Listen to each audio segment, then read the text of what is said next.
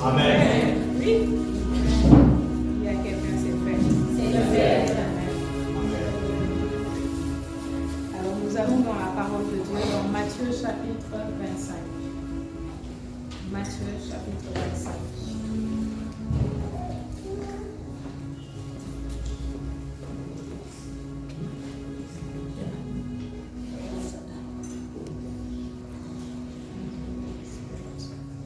Matthieu chapitre 25, nous allons lire à partir du verset 1. Alors le royaume des cieux sera semblable à 10 vierges qui, ayant pris leur lampe, allèrent à la rencontre de l'époux. 5 d'entre elles étaient folles et 5 sages. Alléluia. Amen. Dis avec moi 5. 5. Folles. Folle. Insensées. Insensé. 5. Sages. Demande à ton voisin, tu fais partie desquels? Alléluia. Amen. Il y a 2 groupes ici. Il n'y en a pas 3. Soit tu es dans l'un des groupes, soit tu es dans l'autre. Il n'y a pas de zone neutre. Alléluia. Amen. Verset 3. Les folles, en prenant leur lampe, ne prirent point d'huile avec elles. Mais les sages prirent avec leur lampe de l'huile dans des vases. Qu'est-ce qui distinguait les folles des sages? Les folles n'ont pas fait quoi? Les folles n'ont pas pris d'huile. Alléluia. Amen. Qu'est-ce qui les rendait folles aux yeux de Dieu? C'est le fait qu'elles n'ont pas pris d'huile. Amen. Vous voyez? Ce qui te qualifie pour être fou ou folle devant les hommes, c'est que tu marches dans les rues, la tête en désordre, les habits déchirés, tu es sale, tu parles et on ne comprend pas ce que tu dis. C'est ça qui te qualifie devant les hommes pour être fou. Devant Dieu, c'est pas ça. Alléluia. Amen. Parce qu'en apprenant la parole de Dieu, la Bible, nous apprenons comment Dieu pense, comment il fonctionne. Alléluia. Amen. Nous apprenons la mentalité de Dieu. La parole de Dieu, c'est la pensée de Dieu qui a revêtu des mots. Amen. Amen. La parole de Dieu, c'est la pensée de Dieu qui a revêtu un vocabulaire. C'est ça la parole de Dieu. Donc quand nous lisons la parole là, c'est comme quand vous entrez dans la tête de quelqu'un. Alléluia. N'est-ce pas merveilleux? Donc à l'instant où nous sommes dans la parole, nous sommes dans la tête de Dieu en fait. Et comment Dieu pense? Dieu pense que si tu n'as pas d'huile de réserve, alléluia. On va lire ça encore. On va voir quelque chose d'important. Les folles prenant leur lampe. Donc nous voyons ici qu'il y a des traits, il y a de la ressemblance entre les 2 groupes. D'accord? Les 2 groupes, ce sont des vierges. Alléluia. Amen. Les 2 groupes ont des lampes et leurs lampes sont allumées. Mais le fait qu'un des groupes n'a pas de réserve d'huile, Dieu a dit vous êtes folles. Alléluia. Amen. Et qu'est-ce qui qualifie les sages? Je reviens, verset 3. Les folles, en prenant leur lampe, ne prirent point d'huile avec elles. Les sages prirent avec leur lampe de l'huile dans des vases. Amen. Donc, qu'est-ce qui a qualifié les sages? Elles ont pris de l'huile. Alléluia. Amen. De l'huile en réserve. Amen. Amen. Comme l'époux tardait, toutes s'assoupirent et s'endormirent. Gloire à Dieu. Amen. Qu'est-ce que nous voyons ici? L'époux a tardé. Dis avec moi, l'époux a tardé. Amen. Dans la maison de Dieu, dans le corps de Christ, il y a ces 2 groupes. Et ce n'est pas le fait que vous disiez non, moi je ne suis pas parmi les vierges folles, qui fait que vous ne soyez pas parmi les vierges folles. Ça ne marche pas par confession. Alléluia. Amen. Ce sont des faits qui te catégorisent dans le groupe des sages ou dans le groupe des folles. Alléluia. Amen. Quand nous allons lire plus tard, nous allons voir que elles vont demander de l'huile des autres. Pourquoi? Parce qu'elles ont compté sur les autres. On va continuer à lire. Verset 6. Au milieu de la nuit, dis avec moi, au milieu de la nuit, on cria, voici l'époux. Allez à sa rencontre. Donc, toutes les vierges attendaient l'époux. Nous tous, nous attendons le retour du Seigneur, n'est-ce pas? Amen. Ici, ça parle de manière générale du retour du Seigneur. Vous voyez? Mais ça peut s'appliquer dans plusieurs cas. Parce qu'il n'y a pas que le retour du Seigneur.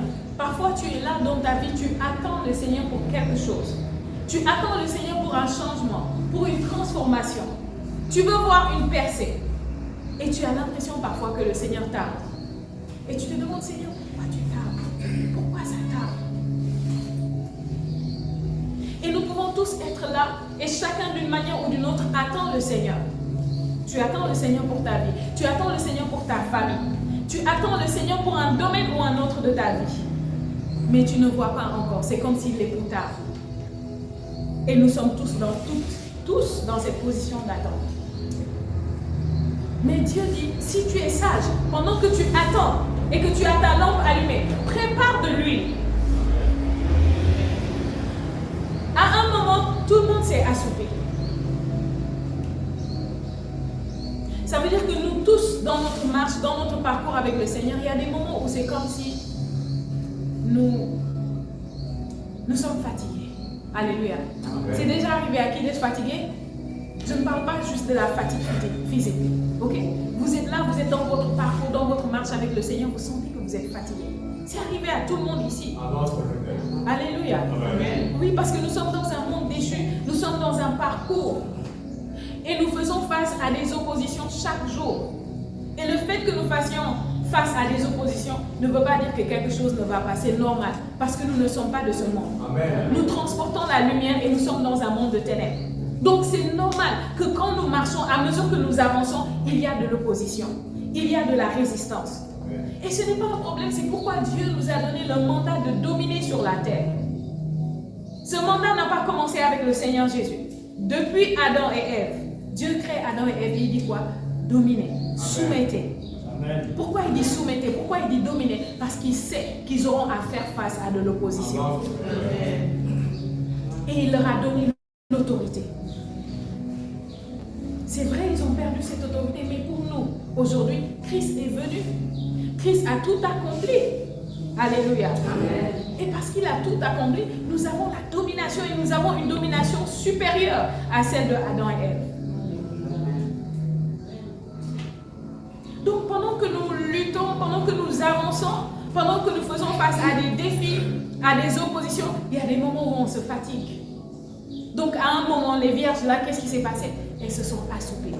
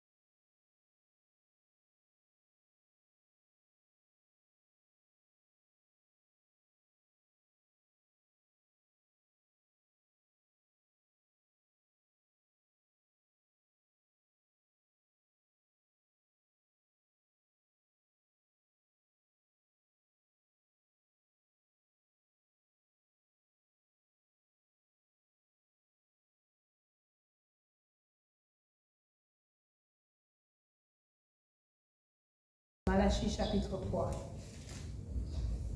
Vous avez dit, c'est en vain que l'on sert Dieu. Qu'avons-nous gagné à observer ses préceptes et à marcher avec tristesse à cause de l'Éternel des armées? Vous voyez, ici nous avons un groupe encore qui à un moment s'est fatigué. Qu'est-ce qu'ils disent? Ils disent, qu'est-ce que nous avons gagné à servir Dieu?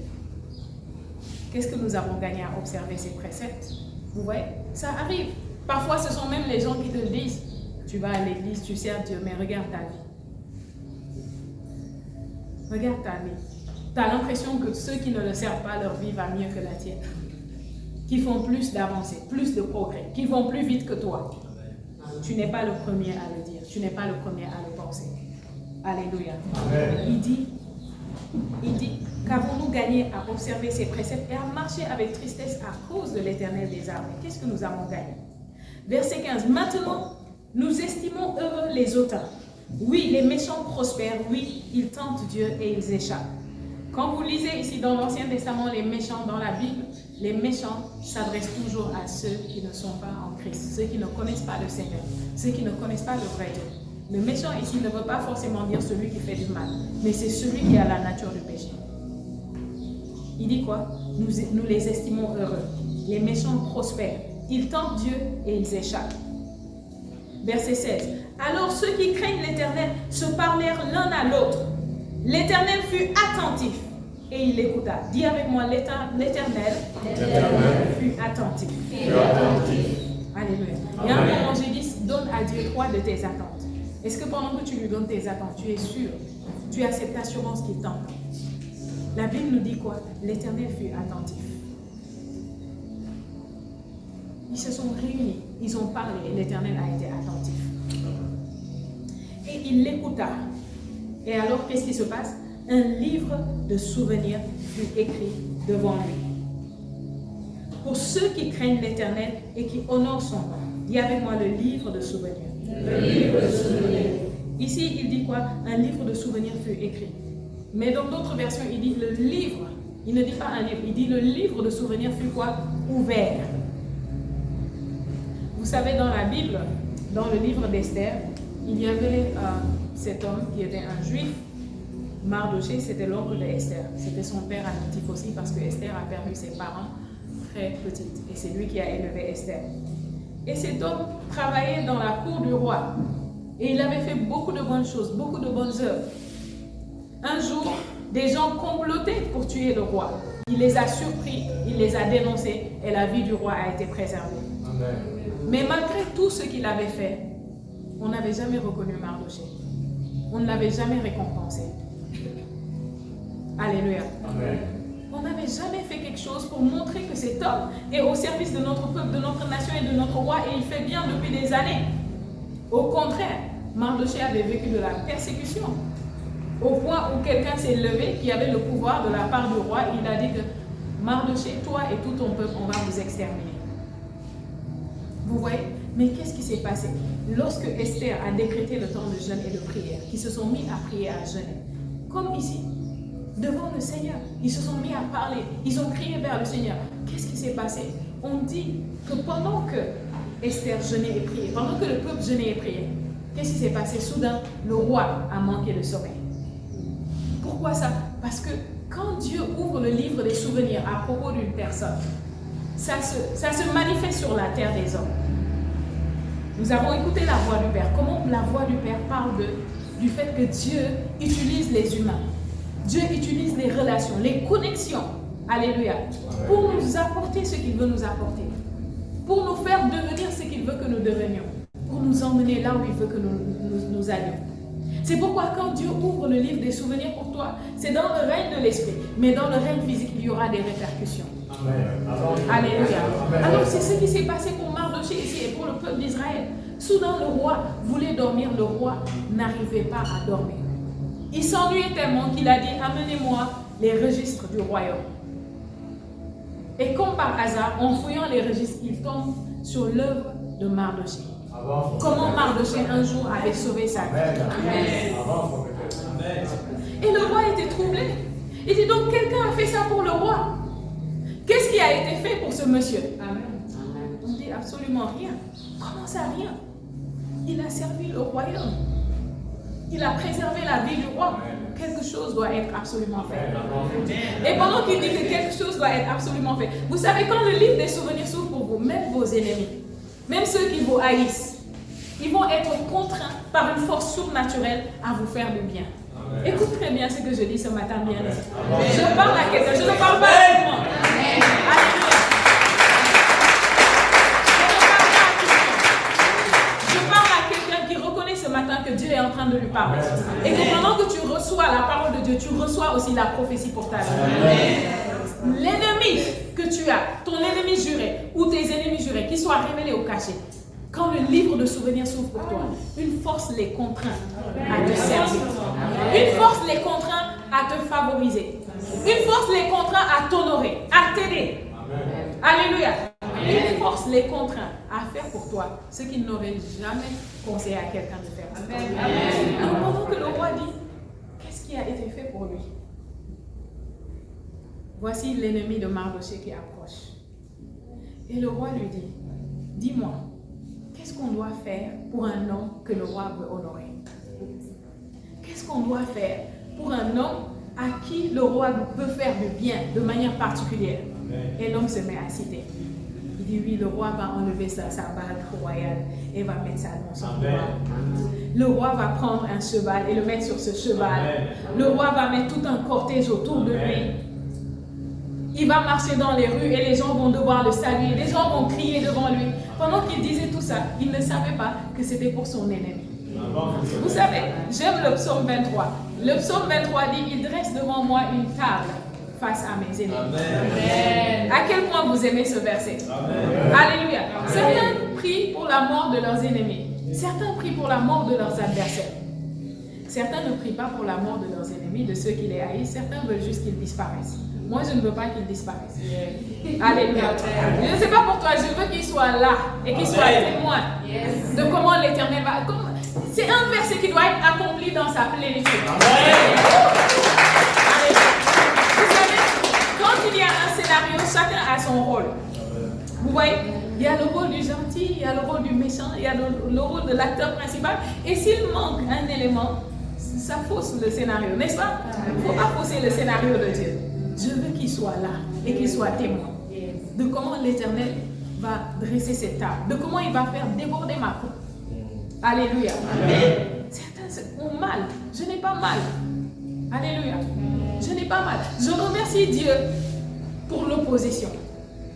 Je remercie Dieu pour quiconque. Je n'ai pas d'ennemi déclaré personnellement. Mais je remercie Dieu pour quiconque se déclare ennemi. Vous savez pourquoi? Parce qu'ils sont importants dans le scénario. Ils ne savent pas. Mais leur rôle de haine, leur opposition apporte quelque chose qui donne du goût à ma destinée. Amen. Alléluia. Ça apporte du piquant. Vous savez, moi j'aime le piment. Je ne sais pas qui aime le piment ici. Quand je mange, j'aime quand il y a le piment, le citron, les bonnes choses là. Vous comprenez? Il y a des choses que quand ça vient, c'est le piment et le citron. Sans ça, il n'y aura pas de goût. Alléluia.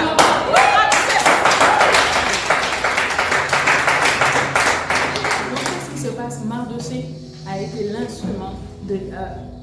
Aman, qui était l'ennemi, alléluia, a été l'instrument de l'élévation de Mardochée. Dieu est puissant. Amen. Amen. J'aime comment Dieu opère, parce qu'il opère toujours de la manière la moins attendue, de la manière la plus inattendue. C'est toujours comme ça qu'il opère. Alléluia. Amen. Donc pendant que tu attends, ce que j'aime avec Mardochée, c'est que toutes ces années, il a marché dans l'intégrité. Il a marché dans la droiture. Il a marché dans le service de Dieu. Aman a détesté Mardochée parce que Mardochée a refusé de se prosterner devant lui. Les gens devaient se prosterner devant lui. Et vous savez, Mardochée n'a pas refusé de se prosterner devant lui par orgueil ou bien parce qu'il était autant. Non, c'est parce que en tant que peuple de Dieu, eux, ils ne se prosternaient que devant le roi, devant Dieu, le roi de l'univers. Ils ne se prosternaient pas devant des êtres humains. Alléluia. C'est ça. On a vu ça avec d'autres avant lui. Daniel et ses amis. Amen. Quand on a dit prosternez-vous devant la statue, ils ont dit on ne le fera pas. On ne va pas se prosterner. On ne va pas fléchir. Pourquoi? Parce que pour eux, le seul Dieu, c'est le Dieu d'Israël. C'était ça la seule faute de Aman. Donc c'était un homme intègre, qui craignait Dieu, qui servait Dieu, qui marchait dans la droiture. Malgré toutes les bonnes œuvres qu'il a faites, qu'on l'a toujours ignoré, il n'a jamais changé ses voies. Il est resté dans ses voies jusqu'à ce que son heure arrive. Et quand son heure est arrivée, il était prêt. Quand son heure est arrivée, il était correctement positionné. Imaginez si quelque part, Mardoché a eu la frustration de Haman, vous voyez, ou la frustration du fait qu'il n'a jamais été reconnu. Et qui s'est dit, j'en ai marre de tout ça, j'abandonne, je laisse. Je pars, je quitte le palais, je quitte ce royaume. Est-ce que ce qui est arrivé serait arrivé? Ça ne serait jamais arrivé. Vous voyez? Quand nous parlons des vierges folles et des vierges sages, quand nous parlons de la réserve, nous parlons de mener une vie où tu vas au-delà et au-dessus de ce que les gens normaux font. Où tu es focalisé sur le Seigneur, focalisé sur la parole. Vous voyez, la lampe là représente quoi? L'esprit de l'homme. Nous sommes tous des lampes allumées parce que nous sommes en Christ. Quand tu es né de nouveau, tu es devenu la lumière. Tu es une lampe allumée. Alléluia. Ton esprit. Nous avons parlé de comment nous devons donner le contrôle à l'esprit, à l'homme qui est à l'intérieur de nous. Vous voyez? Mais quand cet esprit prend le contrôle, l'une des choses qui va vous pousser à faire, c'est de faire plus. Fais plus. Alléluia. Fais quelque chose d'additionnel à ce que les gens simples font, à ce que les vierges folles font. Ne te contente pas juste d'être allumé. Ne pense pas, je vais compter cette année. Ok, nous sommes en 2026, n'est-ce pas? L'année du rachat du temps. Nous sommes dans le mois de l'esprit.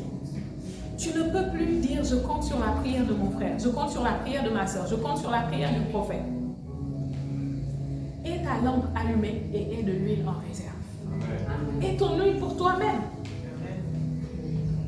Aie tellement d'huile que tu pourras ravitailler ton monde avec ton huile.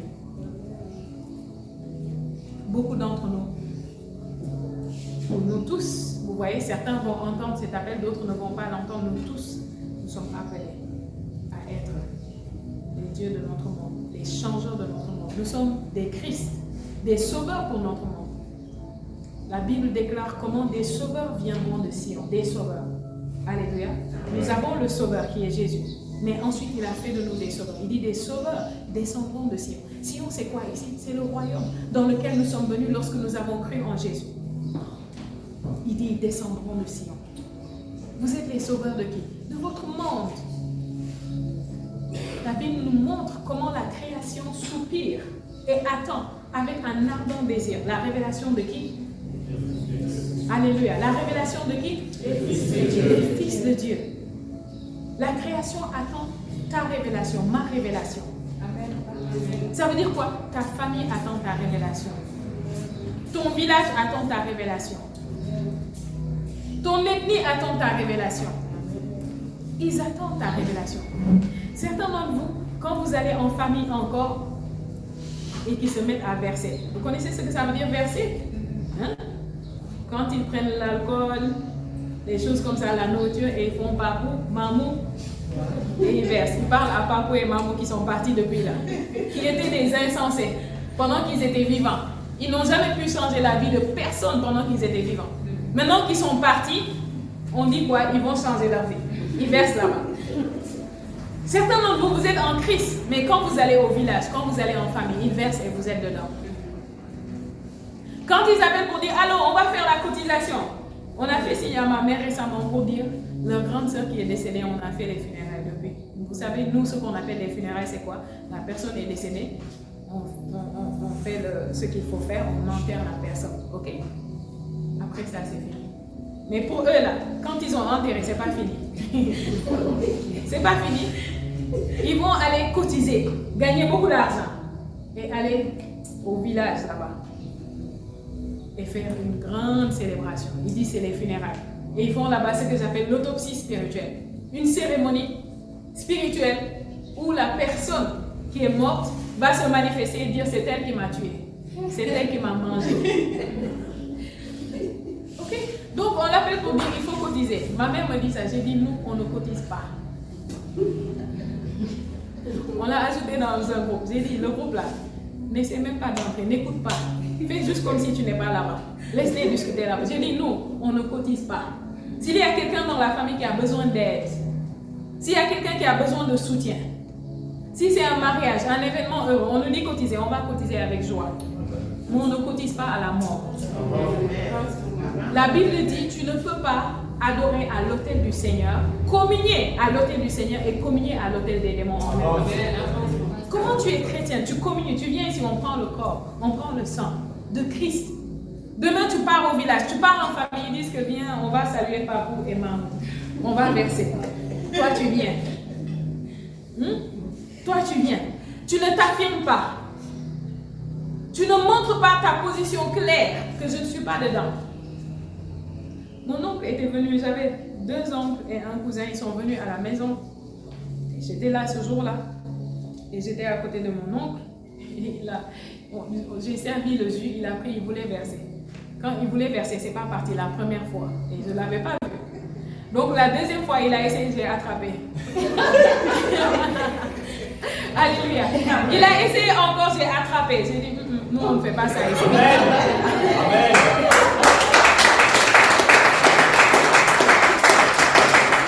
On ne fait pas ça ici. J'ai dit oui, nous c'est Jésus seulement dans cette maison. Jésus règne. Alléluia. Dis avec moi, Jésus règne. Jésus règne. Amen. Ton monde compte sur toi pour son salut. Comment vas-tu sauver ton monde si tu te mélanges avec eux à faire les choses qui s'opposent à Christ? Comment sauront-ils que tu es différent? Comment peux-tu les sauver si tu fais la même chose que eux? Comment? Comment seras-tu un témoignage de Christ vivant et ressuscité? Comment?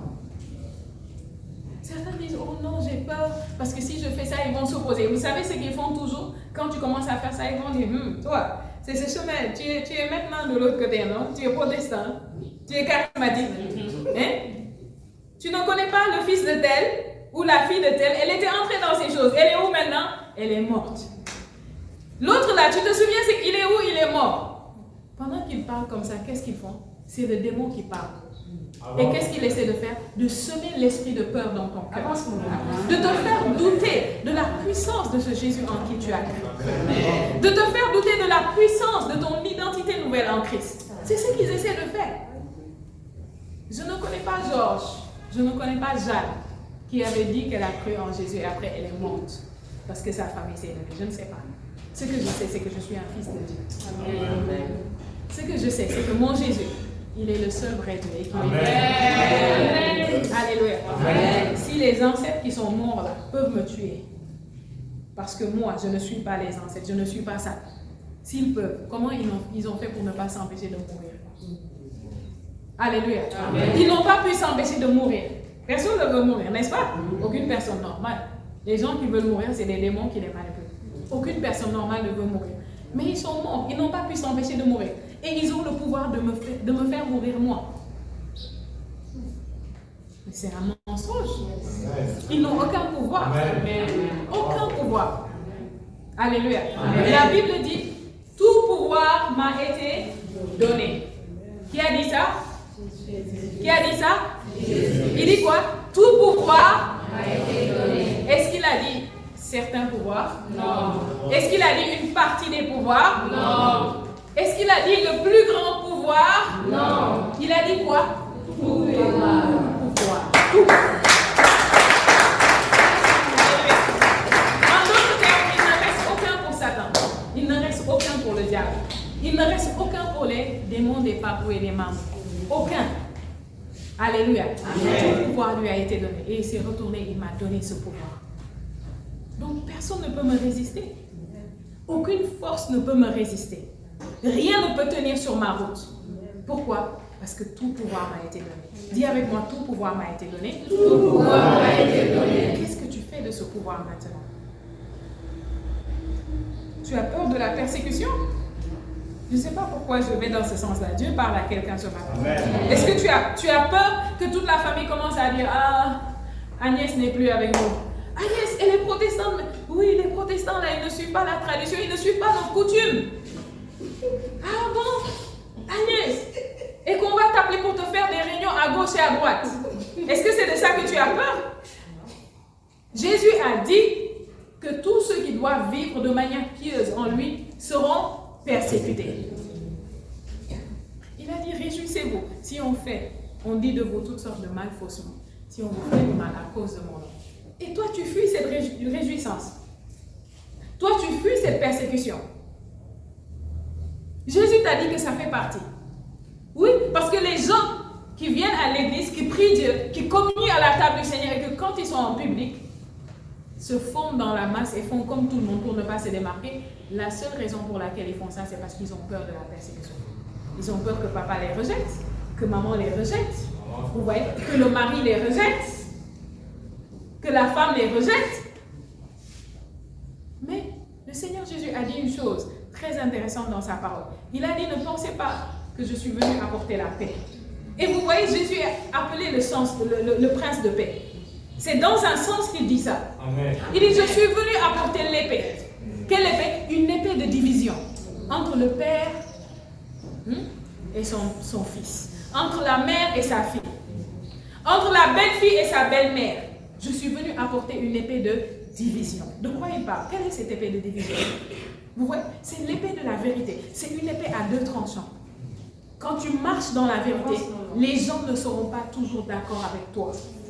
Si tu es en crise de paix, tout le monde est d'accord avec toi, autour de toi, surtout nous là, qui sont d'ici, originaires du Sud, vous connaissez tous. Si tu marches avec eux, ils n'ont pas encore commencé à t'insulter, à dire du mal de toi, à te fuir, c'est que tu n'as pas encore accepté cette épée dans ta vie. Tu marches encore dans ce qu'on appelle la compromission. Compromission, tu mélanges. Tu es comme un caméléon. Quand tu es avec nous, c'est Alléluia. Il guérit les malades, il ressuscite les morts. Gloire à Dieu. Alléluia. Jésus-Christ, roi des rois, Seigneur des seigneurs. Gloire à Dieu. Tu sors. Quand tu sors là-bas, tu vas à la réunion de famille. Ils disent, avant de commencer la réunion de famille, on va verser. Amen. Amen la bière. Tout le monde salue. Oui. Quand il parle pas pour maman, toi tu acquiesces. Pourtant tu viens de dire là-bas Jésus-Christ, roi des rois, Seigneur. Après on sert le porc là, hein, le porc qu'on a tué et versé le sang, on sert, ou la poule, on sert, on pose. On dit ça, c'est le sacrifice offert à nos ancêtres qui nous ont quittés depuis le temps jusqu'au dernier qui est parti là. On va manger. Et avant de manger, on va leur consacrer. Ils prennent encore, ils mettent là-bas. Ils prennent, ils mettent là-bas. Après, toi, tu t'assois, tu manges. Tu manges bien. Tu bois. Qui va te persécuter? Personne. Pourquoi ils nous persécutent? Parce que nous sommes différents d'eux. Si tu n'es pas différent, ils ne vont jamais te persécuter. Et si tu n'es pas différent, tu faillis à ta mission de sauver ton monde. Tu es une vierge folle. Tu faillis. Mais quand tu comprends que non, eux, ils sont dans les ténèbres. Même quand ils disent du mal de moi, même quand ils m'insultent, même quand ils m'en veulent, ils sont dans les ténèbres. Ils sont dans le noir. Ils sont aveugles. Ils ne voient rien. C'est pourquoi Dieu m'a suscité. Amen. Dieu a sorti Moïse d'Égypte parce qu'il voulait sauver le peuple d'Israël et le sortir d'Égypte. Chacun d'entre nous, Dieu nous a sortis d'une Égypte. Amen. Et Dieu t'envoie pour sortir le reste de ceux qui lui appartiennent de cette Égypte. Amen. Imaginez si Moïse, au moment où il devait se tenir ferme et se montrer différent, alléluia, et confronter Pharaon, imaginez si en ce moment-là, il a dit non. Je n'ai qu'à me fondre dans la masse. Je n'ai qu'à faire comme si je n'ai pas une mission. Je n'ai qu'à vivre comme tout le monde ici. Adorer tous leurs dieux là. Que serait devenu Israël? Israël ne serait jamais sorti d'Égypte. Malheureusement, quand tu es une vierge folle, ton Israël ne sortira jamais d'Égypte. Une vierge folle, c'est quelqu'un qui ne comprend pas sa mission. C'est quelqu'un qui ne comprend pas qu'il y a tellement de gens qui dépendent de toi. Ils sont dans le noir, ils sont dans les ténèbres. Pourquoi vais-je me préoccuper de ce que pense quelqu'un qui est dans les ténèbres? Pourquoi vais-je me préoccuper? Imaginez, vous sortez ici et vous croisez un aveugle. Il est aveugle, vous savez qu'il est aveugle, n'est-ce pas? Il vous regarde et dit, oh, Elisabeth, tu es tellement moche. Regarde ta robe là. Elle est Elisabeth, tu vas pleurer. Qu'est-ce que tu vas faire? Tu vas rire.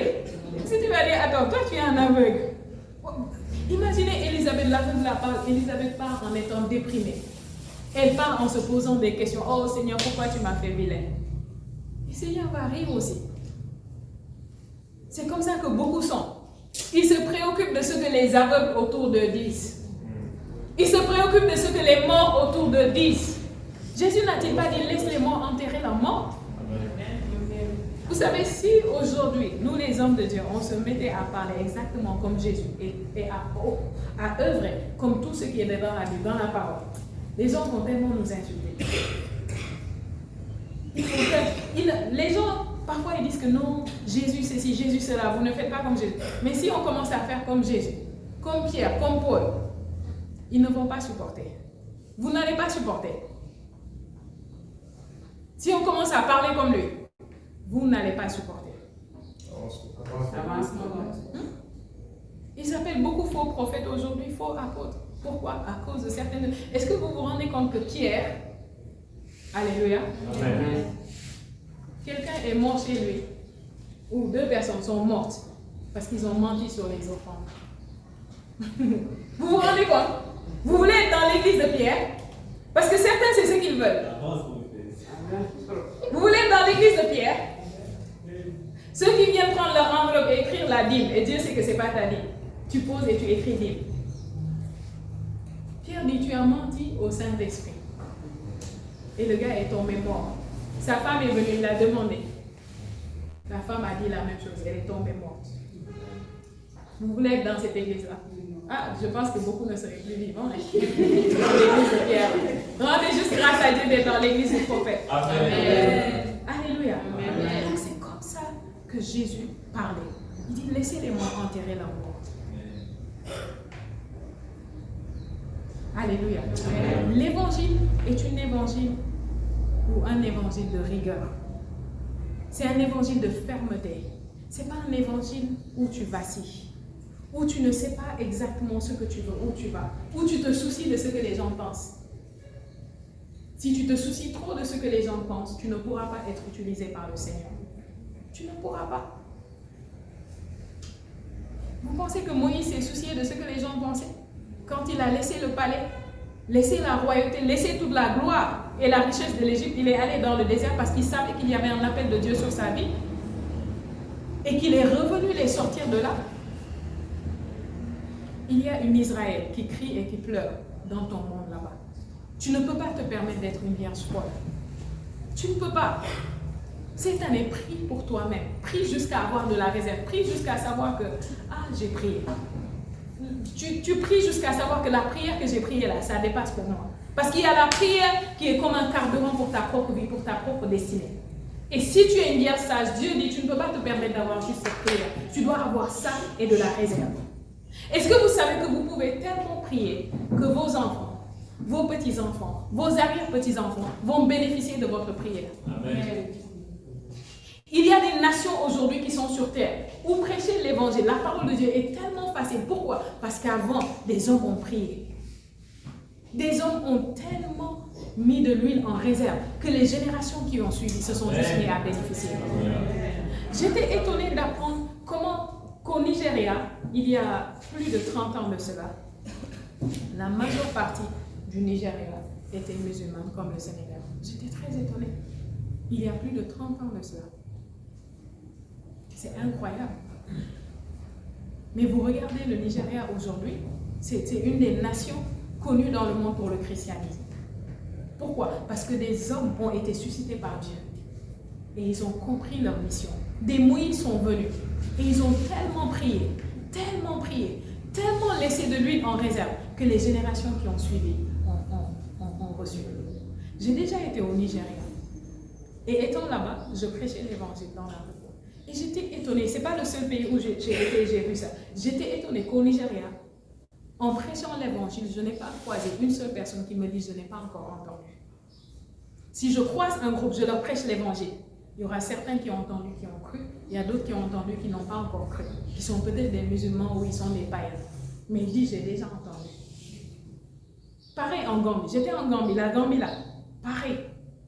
En Gambie, vous allez là-bas, dans une rue, vous avez plusieurs églises. Vous prenez un immeuble comme ça, il y a une église au rez-de-chaussée, une église au premier, une église au deuxième, une église au troisième. Des églises alignées. Il n'y a pas une rielle où il n'y a pas d'église. En Gambie, vous avez des églises en Socé, où le pasteur prêche Socé. Des églises Peul.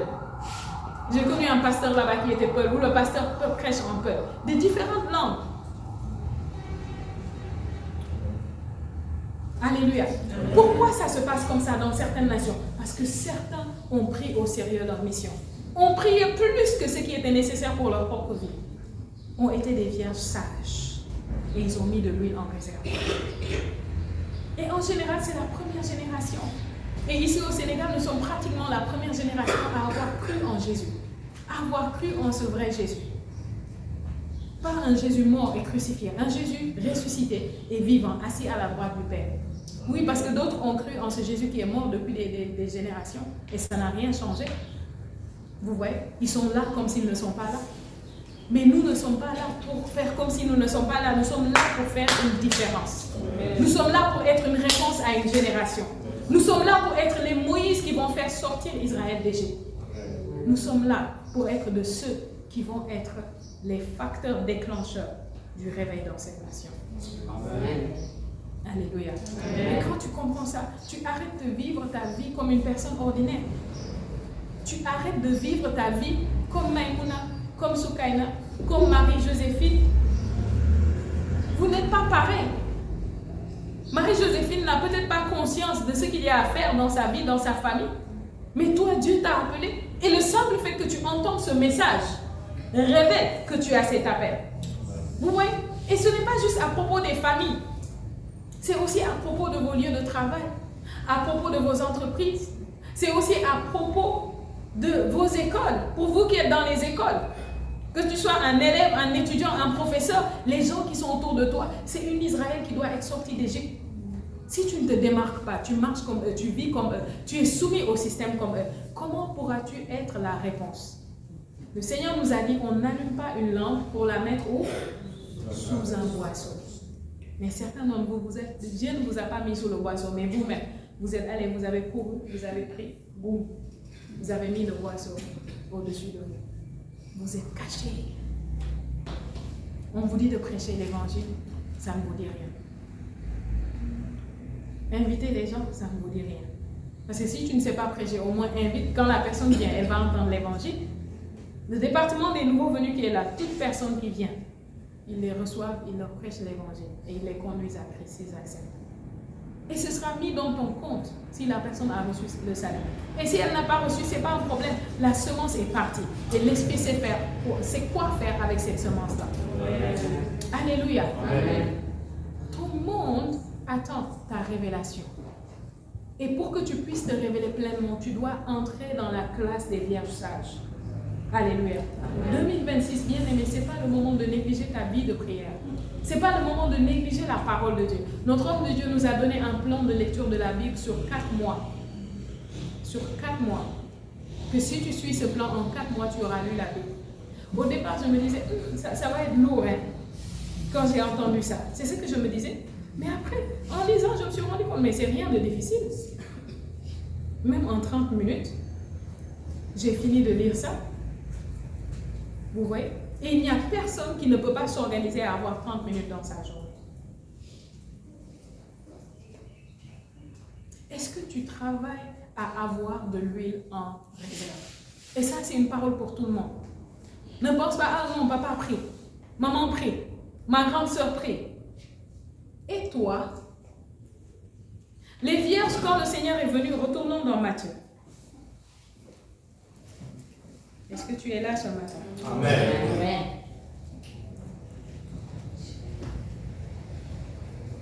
Matthieu 25. Amen.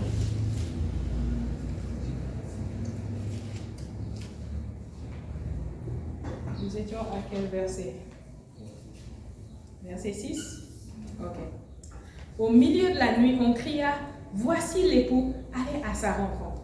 Vous savez, parfois Dieu vient pour nous bénir. Comme j'ai dit, le livre des souvenirs s'ouvre, Dieu vient et dit, ok, maintenant c'est le temps. Tu vois? Et quand il vient, il ne trouve pas une capacité adéquate pour là où il t'emmène.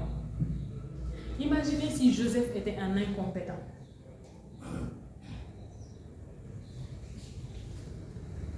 Imaginez si Joseph, on l'amène à la tête de l'Égypte et il est un incompétent. Il mélange tout là-bas. Est-ce que vous savez que c'était possible? Mais pourquoi ça ne s'est pas fait comme ça? Parce que le temps d'attente de Joseph, Joseph n'a pas été une vierge folle. Il a été une vierge sage. Il s'est préparé. Parce qu'il a toujours su à l'intérieur de lui que je suis appelé à régner. Dieu me l'a montré tellement de fois par des visions, par des songes, comment je devais régner, comment ma gerbe devait s'élever au-dessus de toutes les autres. Dieu me l'a montré. Donc je me prépare pour là où je vais. Et Joseph, même en étant appelé esclave, il était royal. Il avait un caractère royal. Il avait une mentalité royale. Il avait l'esprit de sagesse et d'excellence. Je pense que dans les voies du Père, il y a quelques jours, le prophète a parlé de ça, de comment nous devons élever notre mentalité. Alléluia. Amen. Et alors, le moment venu, quand on l'a positionné, la capacité dont il avait besoin pour recevoir la grâce nouvelle, pour recevoir la bénédiction nouvelle, la position nouvelle, la capacité était là. Et qu'est-ce qui s'est passé? Joseph a été efficace. On nous dit que toute la vie de Joseph, le peuple d'Israël, en Égypte, était favorisé. C'est après que Joseph soit parti et qu'un autre roi soit venu et qu'il ait perdu connaissance. Il n'a pas eu connaissance de ce que Joseph avait fait pour l'Égypte, qu'on a commencé à maltraiter le peuple. Mais aussi longtemps que Joseph vivait, aussi longtemps que les dirigeants d'Égypte avaient le souvenir de comment Joseph a œuvré, personne ne faisait du mal à lui. Pourquoi? Parce qu'il a été compétent. Il a été compétent. Tu pourrais être là, par exemple, et tu pries Dieu pour le mariage, par exemple. C'est un exemple. Okay?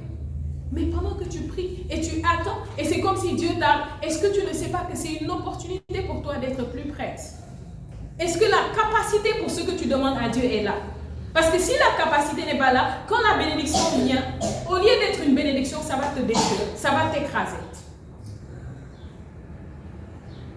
David avait la capacité d'être le roi. J'ai parlé la dernière fois de comment Dieu nous prépare à travers notre caractère. Vous voyez, il bâtit notre caractère, il nous forme, il nous façonne pour là où il nous emmène. Et parfois les choses tardent parce que c'est la miséricorde de Dieu. C'est l'amour de Dieu. Il regarde, il dit, mon fils n'est pas prêt, ma fille n'est pas prête. Je suis prête, je suis venue, mais la capacité n'est pas en place. Si nous voulons que les avions, à partir de maintenant, commencent à descendre à Grand-Yoff, qu'est-ce que nous devons faire? Si nous voulons que les avions commencent à atterrir à Grand-Yoff et ne pas écraser les bâtiments, des choses comme ça, qu'est-ce que nous devons faire? Nous devons avoir quoi? Pas juste un grand espace. Qu'est-ce que nous devons avoir? J'ai entendu quelqu'un dire ça. Qu'est-ce que nous devons avoir? Oui, une piste d'atterrissage et quoi? Un aéroport. Pourquoi nous devons avoir un aéroport? Parce que nous voulons accueillir les avions. L'aéroport est une capacité à accueillir ce qui doit venir. Amen. Si nous n'avons pas d'aéroport, nous n'avons pas de piste. C'est vrai, il y a la piste d'atterrissage, c'est vrai, mais ce n'est pas tout ce qu'il faut. Ce n'est pas juste une piste qu'il faut. Il faut une piste, il y a toute une infrastructure, toute une logistique autour de ça. Et c'est ce qu'on appelle un aéroport. Alléluia. Certains d'entre vous, vous voulez accueillir des avions, mais vous ne préparez pas l'aéroport. Vous ne préparez pas la piste. Et Dieu regarde, à cause de sa miséricorde, il tarde. Le maître a tardé et les gens se sont assoupis. Ceux qui avaient de la réserve se sont assoupis. Ceux qui n'avaient pas de la réserve se sont aussi assoupis. Vous voyez, ça nous dit quoi? Que parfois tu imites quelqu'un et vous n'êtes pas dans le même cas, vous n'êtes pas dans la même situation, vous n'avez pas les mêmes combats et les mêmes batailles. Il y a des gens, si tu marches avec eux, ils dorment, ne dors pas. Parce qu'eux, ils peuvent dormir, se réveiller, avoir ce que tu dis. Et vous ne comprenez pas la vie. C'est pas la ségrégation, c'est juste la vie. Chacun son histoire, chacun sa piste. Chacun ses luttes, chacun ses batailles. Chacun sa lignée. Certains, vous imitez les mauvaises personnes. Et pendant que vous les imitez, vous êtes en train d'être retardés. Et vous ne savez pas qu'eux, ils ont de l'huile en réserve. Ça pourrait être l'huile de son père, de sa mère, de ses grands-parents, je ne sais pas. Amen. Toi, peut-être, tu n'as personne, tu n'as aucune réserve d'huile. Et quand on dit jeûner, l'autre mange le pain, donc il te dit, prends, toi, tu manges. Il prend le café tout bas et dit, vous savez, au Sénégal, on fait ça boire. Dans les autres pays, ils ne comprennent pas. Au Sénégal, on fait ça. Bois. Tu prends aussi, tu bois. Oh, on est en jeûne. Quand le Seigneur te dit prie, tu regardes ta voisine qui est en train de ronfler profondément. Tu dis, Seigneur, pourquoi moi? Est-ce que vous êtes pareil? Non. Les deux groupes-là, tous se sont endormis, mais tous n'étaient pas dans la même situation. En 2026, c'est le moment de fixer ton regard sur Jésus et de courir ta course. Ne calcule personne. Ne calcule personne. Pendant que l'autre joue avec sa vie spirituelle, pendant que l'autre joue avec les principes divins, pendant que l'autre vit une vie que tu sais que ça, c'est pas aligné avec la parole que nous recevons, ne le calcule pas. Cours ta course. Vous savez, à un moment, comment vous savez parfois, pas toujours, que vous êtes sur la bonne voie? Quand les gens commencent à dire, toi, tu penses que tu es plus spirituel que nous. Si on t'a pas encore dit ça, tu ne comprends pas. Toi, tu penses, c'est pas nous qui t'avons présenté à Dieu. C'est pas moi qui t'ai amené à l'église, c'est moi qui t'ai évangélisé. Oui, tu peux évangéliser quelqu'un, l'amener à l'église et il va plus loin et plus vite que toi. Pourquoi? Parce qu'il prend au sérieux plus Dieu. Nous sommes tous là, tout le monde. Dieu n'a pas le même niveau dans le cœur de chacun ici. Amen. Alléluia. Amen. Donc c'est le moment pour toi de le calculer. Écoute, tu cours ta course, je cours ma course. Tu as ta lampe allumée, j'ai ma lampe allumée. Tu as de l'huile en réserve? Je ne sais pas. Tu n'en as pas? Je ne sais pas. Ce que je sais, c'est que je vais m'assurer d'avoir de l'huile en réserve. Parce que nous attendons le Maître. Parce que nous attendons sa venue. Parce que nous attendons ce changement, cette percée, cette transformation. Et nous ne voulons pas qu'il nous trouve et que nous ne sommes pas prêts. Alléluia. Amen. 2026, c'est ton année, si tu es prêt. 2026, c'est ton année, si tu développes ta capacité. Peu importe que tu vois Dieu intervenir ou pas, tu as confiance que ce Dieu-là, il n'oublie pas. Il a un livre appelé le livre des souvenirs. Et que le moment venu, il va l'ouvrir. Alléluia. Amen. C'est ton année. Dis avec moi, c'est mon année. Dis avec moi, c'est mon année. C'est mon temps. C'est ma saison. Cette année, je refuse de marcher comme une vierge insensée. Alléluia. Je refuse de marcher comme une vierge insensée. La foi, le salut est personnel. Ne l'oublie jamais. Le prophète disait parfois, vous savez, on a vu dans notre service avec Dieu au fil des années des choses très folles. On a vu des gens chuter à cause d'une personne. C'est-à-dire, quelqu'un arrête de venir à l'église à cause de ce que quelqu'un lui a dit ou bien juste parce qu'elle suit quelqu'un d'autre. On a tellement vu ça. Peut-être vous êtes des amis, vous voyez, et elle, soudain, ça ne lui dit plus d'être dans l'église. Et tu ne sais pas les luttes qu'elle a, tu ne sais pas quel démon l'anime. La personne dit, moi je n'y vais plus. Toi tu dis, ah tu ne vas plus. Ok, moi je reste avec toi. Je ne vais plus. Surtout si c'est la personne qui t'a... C'est toi qui m'as amené. Ok, si tu m'as amené, tu ne vas pas. Pourquoi je vais aller? Le prophète a l'habitude de dire que la personne qui t'a amené à l'église est juste comme un véhicule. Est-ce que le taxi qui est venu vous déposer ici, vous qui êtes venu en voiture ou en taxi, vous êtes parti avec le taxi quand il partait?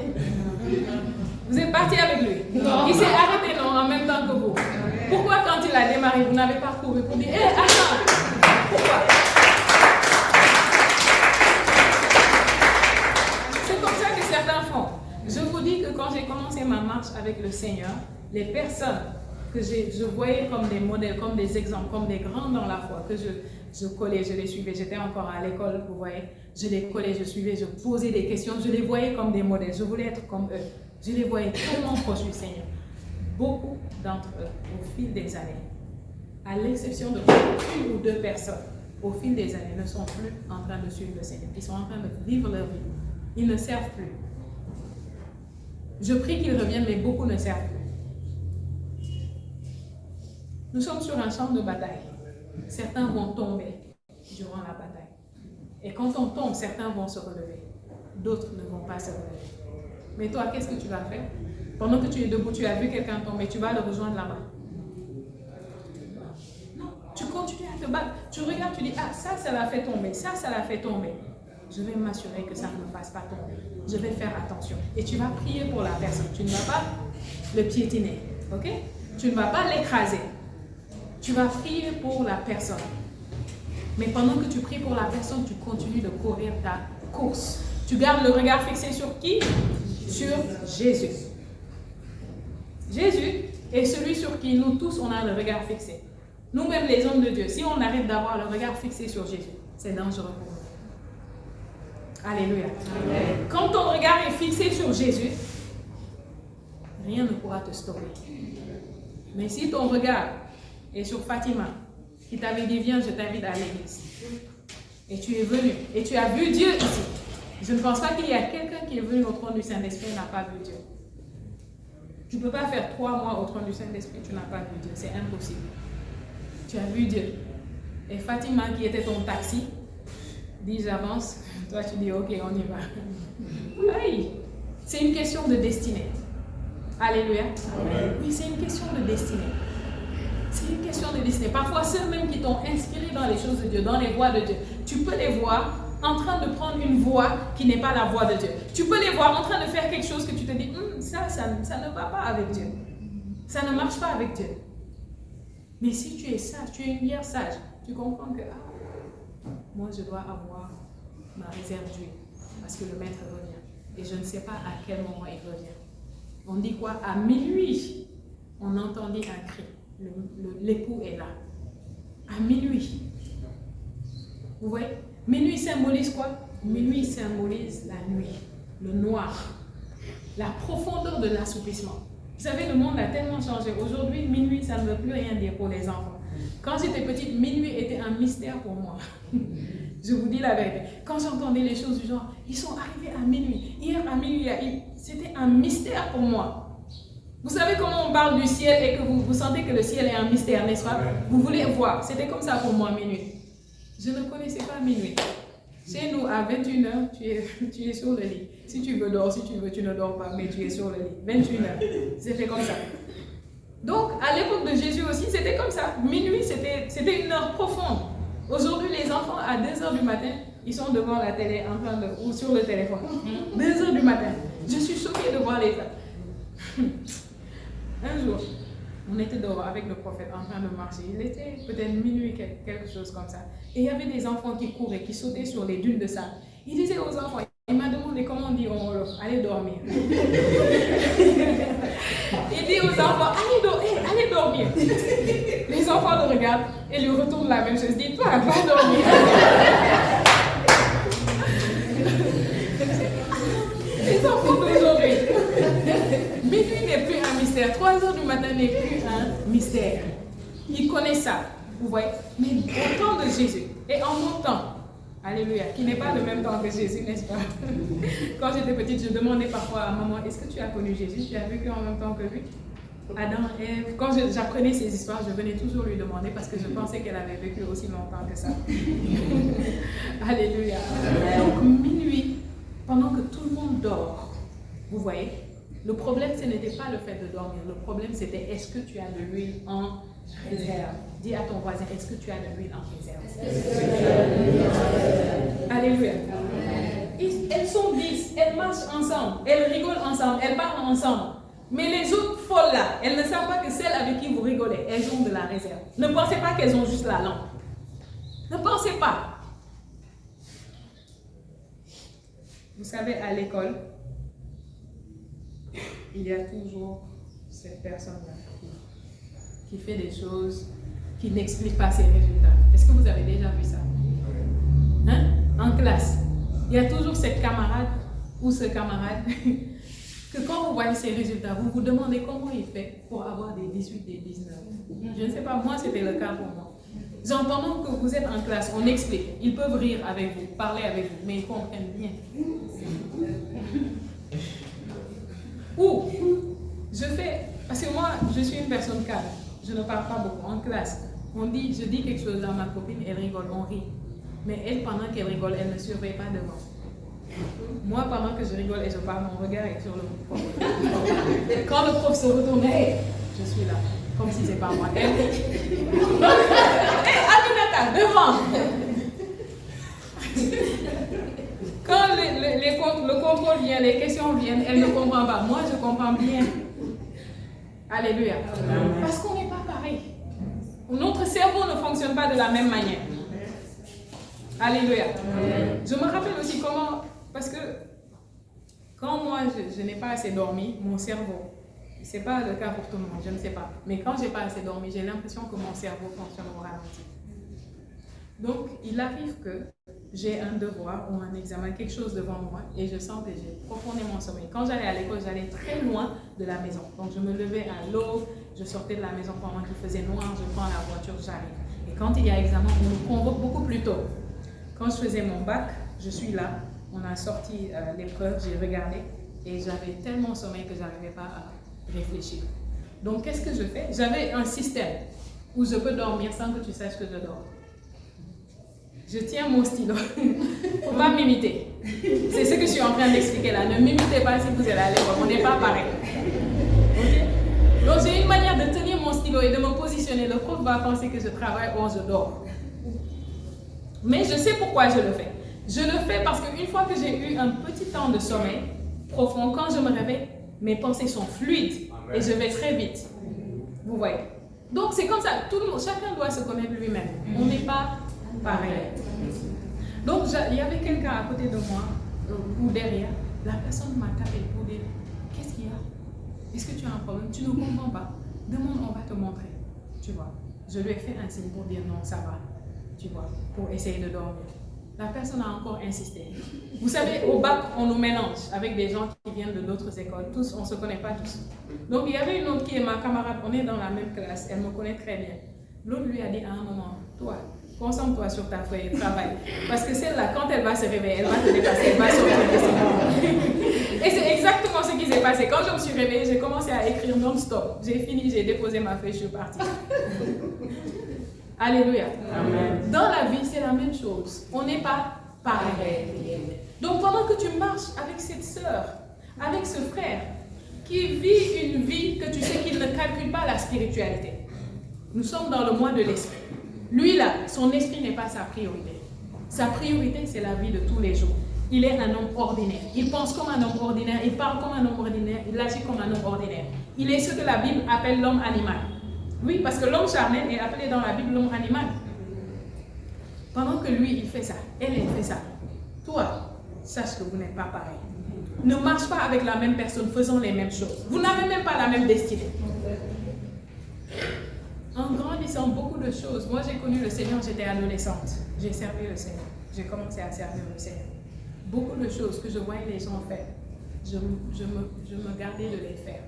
Pourquoi? Parce que j'avais la conscience qu'il y avait quelque chose de spécial à propos de ma vie. Et je ne sais pas ce qu'il y a à propos de leur vie. Je ne connais pas le plan de Dieu pour leur vie. Je connais le plan de Dieu pour ma vie. Alors si pendant qu'ils vont en boîte, je cours avec eux, aller en boîte. Alléluia. Si pendant qu'ils boivent l'alcool, je bois l'alcool avec eux, je fume avec eux. Alléluia. Je cours après les garçons avec eux. Qui va perdre? C'est moi qui vais perdre. Parce que j'ai connaissance de ma destinée. Je n'ai pas connaissance de leur destinée. Alléluia. Donc que ce soit dehors, que ce soit à l'école, spécialement à l'église. Parce que les gens les plus dangereux pour votre marche en Christ, pour votre vie avec Dieu, c'est les gens qui sont à l'église. Ah oui, je peux vous le dire par expérience. Les gens les plus dangereux, ce n'est pas les gens de dehors. Pour votre marche en Christ, c'est les gens qui sont assis à l'église avec vous. Il y avait une sœur, on était dans la même église. Elle m'expliquait comment un frère qui est à l'église, le frère là à l'église, il était le plus gentil, le plus humble avec l'homme de Dieu, le pasteur. Humble, serviable, toujours à courir quand l'homme de Dieu dit, va, fais ci, fais ci. Un jour, elle dit qu'il l'a invitée et elle est partie, elle était avec lui, ils étaient chez le frère là. Et elle a dit, quand elle amenait, à chaque fois qu'elle amenait des sujets concernant l'homme de Dieu, le pasteur, il commençait à se plaindre. Il parlait n'importe comment. Il murmurait. Il disait, ah lui là, hein, eux là, ils nous font ceci, ils nous font ça, ils pensent que nous, patati patata. Elle dit qu'elle était choquée. Elle voyait une personne totalement différente de la personne qu'on voit en public. Alléluia. Et ça l'a tellement marqué. J'ai eu une expérience semblable. Vous savez, j'étais pasteur de l'église des adolescents. En 2000, 2016, je pense. J'étais pasteur de l'église des adolescents. Et il y avait une dame, elle était la mère de 3 de mes membres, parce que le plus petit était à l'église des enfants.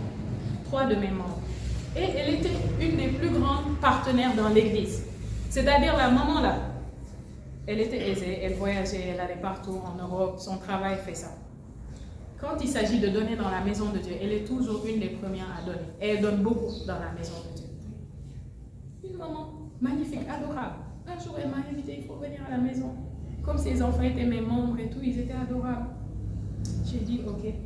Un jour, je suis allée là-bas. Et quand je suis allée, je l'aidais un peu. Elle avait un truc sur la tête, des cheveux comme ça qu'elle n'avait pas tressés. Elle m'a demandé si je savais tresser. J'ai dit oui. J'ai commencé à la tresser. Et c'était toute une journée, comme ça. Toute une journée. Mais bien aimé, la journée là, c'était une journée de souffrance pour moi. Pourquoi c'était une journée de souffrance? Parce que la maman passait son temps à se plaindre du pasteur, de la femme du pasteur, des leaders, des frères et sœurs. Elle se plaignait de tout et de rien. C'était une souffrance pour moi. Pourquoi c'était une souffrance pour moi? Parce que j'avais une âme tellement pure. Je ne pensais de mal de personne à l'église. J'aimais tout le monde. Et mes pasteurs, je les aimais tellement. Je les respectais tellement. Vous voyez. Et pour moi, d'entendre ça, c'était comme si quelqu'un prend des saletés et se met à jeter ça. Et je savais que ça, c'est une semence qui n'est pas bonne pour moi. Amen. Vous voyez, la sagesse de Dieu opérait en moi à un niveau où je sais que ce qu'elle est en train de dire, de semer là, si je laisse ça entrer dans mon cœur, ce sera très compliqué pour moi. Parce que je ne pourrai plus voir mes hommes de Dieu de la manière dont je dois les voir pour qu'ils soient des bénédictions pour moi. Je ne pourrai plus voir l'Église et les frères et sœurs de la manière dont je dois les voir pour continuer à être bénis dans cette assemblée. Donc pendant qu'elle parlait, je fermais juste mon cœur. Et je priais, je parlais au Seigneur. Je disais, Seigneur, pardonne-moi d'être venu ici, ça n'arrivera plus jamais. Ça n'arrivera plus jamais. Je disais ça au Seigneur, je priais, je priais. Quand j'ai fini, bien aimé, je suis sortie de là, bien aimé. Des années plus tard, jusqu'à tout récemment, la maman, chaque fois qu'elle est au Sénégal, à Dakar, elle dit bien, je trouve toujours des excuses. C'était la seule fois où je suis allée m'asseoir là-bas. J'ai dit, je ne vais plus jamais m'exposer à une telle langue. Pourquoi? Parce que sa langue était une langue destructrice. Sa langue était une mauvaise langue. Et c'est ce que beaucoup de chrétiens ne savent pas faire, fuir les mauvaises langues. Remarquez que les 2 exemples que je vous ai donnés, c'est des personnes qui sont engagées à l'église. Donc être engagé à l'église ne suffit pas. C'est pourquoi on dit quoi? Le salut est personnel. Tu dois veiller sur ta relation avec Dieu. Tu dois veiller sur ton cœur avec Dieu. Une personne que tu fréquentes peut te détruire. Et vous savez le pire avec ces choses-là, je vais vous dire. Et si Dieu vous ouvre les yeux, vous allez comprendre ce que je veux dire. Beaucoup de fois, ce genre de paroles, quand vous les écoutez, ce n'est pas sur le moment que ça œuvre. Est-ce que vous avez déjà vu quelqu'un planter une graine d'arachide? Et sur le champ, la plante sort et les coquilles sortent. Vous n'avez jamais vu ça, n'est-ce pas? C'est la même chose avec les paroles. Les paroles sont des semences. Quand quelqu'un va, un frère, surtout une sœur en Christ, vous voyez, commencez à vous dire des choses. Commencez à vous parler, à faire de la médisance. Vous recevez, vous ne savez pas que vous êtes en train de recevoir des semences destructrices. Et ce sont les semences du diable. Jésus avait dit, Satan, le prince de ce monde, vient, mais il n'a rien en moi. Il vient, mais il n'a rien en moi. Alléluia. Amen. Jésus était en train de nous révéler un secret. C'est que si Satan vient pour te détruire, il doit avoir quelque chose en toi. Il doit avoir sa semence en toi. Alléluia. S'il n'a pas de semence en toi, il ne pourra jamais te détruire. S'il a une semence en toi, tu es en danger. C'est pourquoi Satan ne vient jamais sans envoyer un précurseur. C'est quoi le précurseur? Les semences. Beaucoup d'entre vous, vous êtes là, vous ne savez pas que quand vous venez ici, les démons de votre famille, alléluia, de votre village, tous ces esprits qui sont là depuis des générations et qui avaient dit dans cette famille, personne ne va prospérer, personne ne va réussir, personne ne va avoir ceci et cela. Quand vous êtes venus ici, ils ont été alarmés. Pourquoi? Parce qu'ils savent que s'il est allé dans la lumière, si Dieu a pu l'attraper, Dieu veut toute la famille. Donc nous devons nous assurer de combattre sa vie spirituelle. Moi, à l'époque, quand la maman l'a parlé, elle disait les bêtises qu'elle disait. Je savais les combats dans lesquels j'étais dans ma famille. Oui. Je savais les choses dont je voulais sortir et sortir ma famille. Je n'avais pas de temps pour les bêtises. J'étais trop focalisée pour laisser quelqu'un me défocaliser. J'étais trop convaincue pour laisser quelqu'un me dissuader. Trop. D'autant plus que je sais que quand tu es spirituel, hein, d'ailleurs, les choses qu'elle disait étaient très fausses. Très, très fausses. Je peux vous le dire. Vous voyez. Mais même si ce que la personne dit est vrai, ok? Les hommes de Dieu, sont-ils des gens parfaits? Ils ne sont pas des gens parfaits, ok? Les frères et sœurs sont-ils parfaits? La Bible nous dit que Dieu a donné des apôtres, des prophètes, des pasteurs, des docteurs, des évangélistes. Pourquoi? Pour le perfectionnement des saints. Donc nous venons à l'église pour être perfectionnés. Si tu es parfait, la porte est ouverte. Tu peux y aller et nous laisser ici. Nous, on va rester pour être perfectionnés. Alléluia. Amen. Donc pendant tout ce qu'elle disait, c'était faux. C'était des bêtises. Vous voyez. Mais même si c'était vrai, sachant que Dieu peut utiliser n'importe quel vase et qu'en allant là-bas, j'avais reçu la vraie parole de Dieu qui me transformait. En allant là-bas, j'avais expérimenté Dieu. Ma seule focalisation, c'était ça. Le reste ne m'intéressait pas. Et vous pourriez vous dire, ah, vous savez, beaucoup de fois, les gens comme ça, ils se font passer pour spirituels. Ils vous donnent l'impression qu'ils sont les plus spirituels. Mais laissez-moi vous dire comment reconnaître quelqu'un de spirituel de quelqu'un de charnel et quelqu'un qui est manipulé par le diable. Quelqu'un de spirituel, quand il voit des choses qui ne vont pas, qu'est-ce qu'il fait? Il prie. Il intercède. Même s'il t'appelle, c'est pour dire prions, intercédons. Alléluia. C'est pas pour te faire asseoir et dire, tu as vu, sœur Madeleine, patati, patata, blablabla. Bla, bla, bla.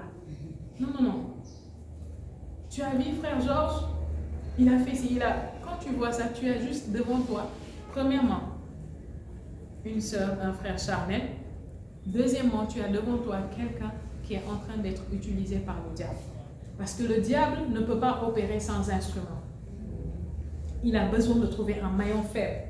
Et quand il a trouvé un homme, une femme qui a la bouche glissante, qui a la facilité à dire des choses sur les gens, il a trouvé son homme. Il va collaborer avec toi. Il va même te donner des visions et des songes pour confirmer ta bêtise. Oui, il va te les donner. Même Jésus, le diable lui a donné des visions. Vrai ou faux? Ouais. Oui. La Bible dit qu'il l'a amené quelque part, il lui a montré tous les royaumes de la terre. C'était quoi? C'était une vision. Donc le diable va te donner des visions pour confirmer ta folie et t'aider à avancer dans cette voie. Et pendant que le diable utilise ce frère ou cette sœur, c'est toi. Il y a une collaboration entre les démons de ton village, de ta famille. Surtout si tu avais des tâches. Vous savez, chacun vient à l'église avec des tâches. Si tu viens par exemple d'un environnement, d'un milieu où vous avez tel défi dans votre caractère, tel problème dans votre caractère, un problème d'orgueil, un problème de rancune, vous voyez, un problème de médisance, parce qu'il y a des familles comme ça, depuis que tu es né, quand votre famille, vous êtes assis, vous ne faites que parler sur les autres. Il y a des familles comme ça, moi j'ai déjà vu. Depuis que vous êtes né, quand vous êtes assis en famille, c'est pas pour dire quelque chose d'édifiant, c'est pas pour faire quelque chose, c'est pour parler sur les autres. Tel a fait ça, telle cousine, tel frère, telle soeur. Et tu as cet art, et tu viens à l'église. Et les démons qui sont dans ta famille depuis des générations savent. Ils vont faire réunion avec peut-être les démons qui s'opposent à l'église, au ministère. Oui, parce que le prophète a déjà enseigné sur ça, que chaque église, chaque ministère, il y a un quota de démons. Il y a des démons relâchés pour les combats. Et ils vont faire réunion pour dire, sœur Philomène, voici dans sa famille, c'est ça leur forteresse mentale. Voici, c'est ça leur défaut. Voici ce qui ne va pas, ça. Si on veut l'avoir, voici ce qu'on va faire. Son problème, c'est la paresse. Ok, on va faire ça. Son problème, c'est la distraction. On va faire ça. Son problème, c'est les pulsions. Il ne sait pas contrôler les pulsions. Voici ce qu'on va faire. Il y a des gens, chaque fois, tu es peut-être une sœur. Chaque fois que tu avances, que tu sens que tu évolues dans les choses de Dieu, tu grandis spirituellement, soudain un gars vient dans ta vie et tu tombes amoureuse. Quand tu es tombée amoureuse, c'est parti pour une année de, comment on appelle ça, les montagnes russes. Vous connaissez les montagnes russes? Qui a déjà été au Magic Land? Vous connaissez le bateau pirate? Le bateau pirate, c'est parti. Tu es dans ce bateau pirate des émotions. Boum, boum, boum, boum, boum. Pendant une année. Après ça, le cœur est brisé, la personne disparaît.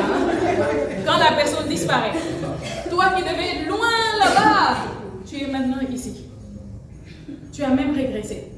Et maintenant, tu te retournes vers le Seigneur. Et le Seigneur, comme il est miséricordieux, il va toujours être là pour penser les blessures et recoller les morceaux de ton cœur qui restent. Le temps qu'il finisse de faire ça, tu te relèves. Quand tu te relèves, tu replonges, tu y vas.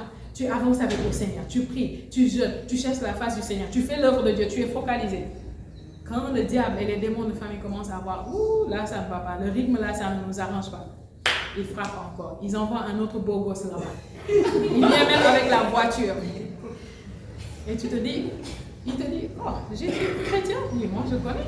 Moi aussi je crois en Jésus. Je dis, ah, c'est Dieu qui me l'a envoyé. Et c'est reparti, bateau pirate des émotions. Boum, boum, boum, boum. Tu n'as plus le temps de prier, tu n'as plus le temps pour la parole, tu es distrait. Dans certains cas, un jour le gars, tu tombes enceinte. Et là c'est pire, tu as un enfant. On a tellement vu ces choses-là, on a tellement vu ces cas. Tellement. Il y a une sœur qui venait à l'église un jour. Celui qui lui avait fait un enfant depuis et qui ne l'a pas épousé, qui sortait avec elle depuis des années. Un beau jour, il s'est marié pendant qu'il sortait toujours avec elle. Ok? C'est pas tout. Quand elle s'est concentrée sur le Seigneur, elle a commencé à évoluer. Un jour, on ne la voyait plus. Tu es où, sœur? Suivi, appel, elle ne vient pas. Un beau jour, qu'est-ce qui s'est passé? Ce même monsieur qui l'a laissé, qui est allé épouser une autre, qui lui avait déjà fait un enfant, il est venu abuser d'elle. Quand il a abusé d'elle, elle a attrapé une grossesse. Il a dit, c'est ça que je voulais. Est-ce que vous entendez cette méchanceté? Comment quelqu'un peut être méchant à ce point? C'est ça que tu voulais? Tu ne l'as pas épousé? Tu lui as fait un premier enfant? Tu l'abuses pour lui faire un deuxième dont tu ne prends même pas soin? Tu voulais quoi au fait? Détruire sa vie? Mais c'est le genre de sœurs, le genre de personnes, quand vous parlez, ils pensent, je ne sais pas, qu'on leur parle pour nous-mêmes. Quand on fait le suivi, on dit viens à l'église, ils pensent que c'est pour nous. Que tu viennes à l'église, tu ne viens pas, moi je serai là. Moi, je poursuis mon salut, j'ai le regard fixé sur Jésus. L'église était là avant que tu ne viennes, l'église continuera d'être là si tu décides de ne plus venir. Parce que c'est l'église de Jésus. Il a dit, je bâtirai mon église et les portes du séjour de la mort ne prévaudront pas. Donc une sœur comme ça, qu'est-ce qui s'est passé? Il y a eu une collaboration entre les démons de son monde, de sa famille, vous voyez, et d'autres démons. Ils ont dit, on veut la stopper, qu'est-ce qu'on va faire? Voici, on va mettre sur pied tel plan. Parce que vous pensez qu'une personne peut penser cette méchanceté à ce point sans l'aide des démons? Non, c'est avec l'aide des démons que quelqu'un peut faire un plan aussi machiavélique de détruire la vie d'une personne. Et qu'est-ce que le diable fait? Laissez-moi vous donner un signe. Ce que je vous dis par l'Esprit de Dieu. Alléluia. Amen. Prêtez attention. Laissez-moi vous donner un signe que le diable est sur votre cas sérieusement. Comment vous savez que le diable est sur votre cas sérieusement? Quand vous commencez à avoir des problèmes avec l'Église, avec l'homme de Dieu, avec l'endroit où Dieu vous a béni, transformé, changé, où vous savez que Dieu est là. Soudain, vous commencez à penser bizarrement de l'homme de Dieu. Soudain, vous commencez à penser bizarrement de l'Église. Soudain, vous commencez à reculer. Vous ralentissez d'abord. Vous voyez. Au départ, vous étiez toujours là. Qu'est-ce qui se passe? Soudain, vous commencez à venir en retard. Sœur, frère, avant tu étais toujours là. Soudain, tu viens en retard. On ne comprend pas. Et ça s'enchaîne. À un moment, tu commences à sauter. Tu sautes un culte, tu es là. L'autre culte, tu n'es pas là. Tu ne comprends pas qu'il y a un travail sérieux sur toi. C'est ce qui s'est passé avec la sœur. Et quand elle a ralenti, c'est comme ça. Hein? Retard, ensuite sauter des cultes, ensuite on ne la voit pas. Au moment où on ne la voyait plus, le diable a frappé. C'est là où ça s'est passé. Aujourd'hui, elle est là-bas avec sa grossesse. Elle est en train de courir, de monter, de descendre, d'aller vers les tribunaux. J'étais étonnée. Elle m'a fait un message. Et vous savez, nous fonctionnons avec l'amour et la miséricorde de Dieu. Je continue de l'aider. J'étais étonnée quand elle m'a fait un message pour dire je suis allée au tribunal, j'ai payé ceci, j'ai payé cela. Mais ça, c'est le genre de personne que quand on dit viens à l'église, elle dit j'ai pas de transport. Mais quand c'est le tribunal là, pour régler ton cas, tu as tout l'argent là. Mais venir à l'église, payer 1000 francs, aller-retour, hein, tu ne peux pas. C'est comme ça qu'elle a. Et moi, je sais que si elle n'avait pas ralenti, si elle n'avait pas arrêté de venir, ça ne serait jamais arrivé. Pourquoi? Parce que c'est spirituel d'abord. On pourrait voir dire, ah, c'est un homme, il est venu, il a été méchant, il a abusé d'elle. Non, c'est spirituel d'abord. Ce sont les démons qui coordonnent ces événements, qui organisent les choses. J'ai été en contact avec une femme qui est à l'île de la Réunion. Cette femme, sa mère a été violée pendant qu'elle était adolescente. Elle-même, elle a été violée. Au moment où j'entendais parler de l'histoire, sa petite fille qui était au primaire venait d'être violée par un autre garçon au primaire. Vous pensez que ça c'est physique? Non, c'est spirituel. Il y a des démons qui coordonnent de telles activités, qui s'assurent que dans ces lignes, on va toujours accuser d'elle. Toujours, toujours. Et c'est leur instrument pour détruire la destinée, pour détruire l'éclat, la lumière de ces femmes, pour empêcher qu'elles vivent pour accomplir leur destinée. Donc c'est à chacun de repérer, de dire, ah, moi dans ma famille c'est ça le souci. Dans ma famille c'est ça le problème. C'est ça notre lutte, c'est ça notre combat. Et tu t'assures de le fuir. Vous avez entendu comment le prophète témoignait ici de comment autour de lui, quand il grandissait, les gens buvaient. Vous avez entendu, n'est-ce pas? Comment les gens buvaient, prenaient l'alcool. Et quand ils prenaient l'alcool, leur vie allait dans une certaine direction. Ils faisaient des choses que lui, il ne voulait jamais faire. Donc il s'est dit quoi? Pour ne pas avoir à lutter même un peu avec ça, je ne vais jamais goûter d'alcool dans ma vie. Et il ne l'a jamais fait. Aujourd'hui, Dieu est en train de l'utiliser. Et d'autres choses auxquelles il a dit non, et aujourd'hui Dieu est en train de l'utiliser. Vous pensez que s'il s'était aligné, il a plongé à faire la même chose que lui, les esprits qui les dominent, qui contrôlent leur vie, ne vont pas le dominer et le détourner du chemin de Dieu. Donc c'est à toi de repérer, dans ma famille, c'est quoi le défi, c'est quoi le problème? Si tu es né dans une famille où ta mère a eu des enfants avant le mariage, ta grand-mère a eu des enfants avant le mariage, tes grandes sœurs, tout le monde, toi-même tu ne vas pas comprendre que ça là, c'est pas juste physique, c'est spirituel. Elles n'ont pas fait exprès. C'est à toi de faire attention, de dire, je ne vais pas prendre cette voie. Tu as grandi dans une famille, tu as vu que tout le monde a un orgueil démesuré et leur vie n'avance pas. Tout le monde est stagné, bloqué au même endroit. Tu ne comprends pas que dans notre famille, le problème c'est l'orgueil. Donc je vais faire attention à l'orgueil. Le problème c'est la rébellion. Dans notre famille, on ne se soumet à personne, on a peur de personne. Tu vois que ça, c'est ce qui règne dans ta famille. Tu ne vas pas dire, ah Seigneur, pardon, je ne veux pas être rebelle. Je ne veux pas être orgueilleuse parce que je ne veux pas que ma vie finisse comme la vie des membres de ma famille. Au contraire, je veux être le moyen par lequel ma famille va être sauvée. C'est à chacun de dire. C'est à chacun de voir. Chacun dans sa famille a quelque chose. Dans ma famille, il y a des choses que j'ai dû repérer tôt et de dire, Seigneur, je ne veux pas prendre cette voie. Tu as vu problème d'infidélité. Papa a été infidèle, grand-père a été infidèle, arrière-grand-père, les oncles, tout le monde est infidèle là-bas. Et leur vie va dans une certaine direction. Eux, ils pensent que non, c'est juste l'infidélité, tout le monde est infidèle. Non, l'infidélité là est devenue l'hameçon du diable pour les détourner de leur destinée. Et toi, tu veux suivre la même voie? Tu veux rater ta destinée? Ou tu n'aimes pas assez ta destinée? C'est ce que je me demande parfois. Moi, je suis tellement amoureuse de ma destinée. Je veux tellement accomplir ma destinée que je dis non à beaucoup de choses. Certaines choses, je ferme juste les yeux. Dis, ah, j'ai vu maman faire ça, j'ai vu grand-mère faire ça, j'ai vu les tantes faire ça. Pour éviter ça, je vais faire attention.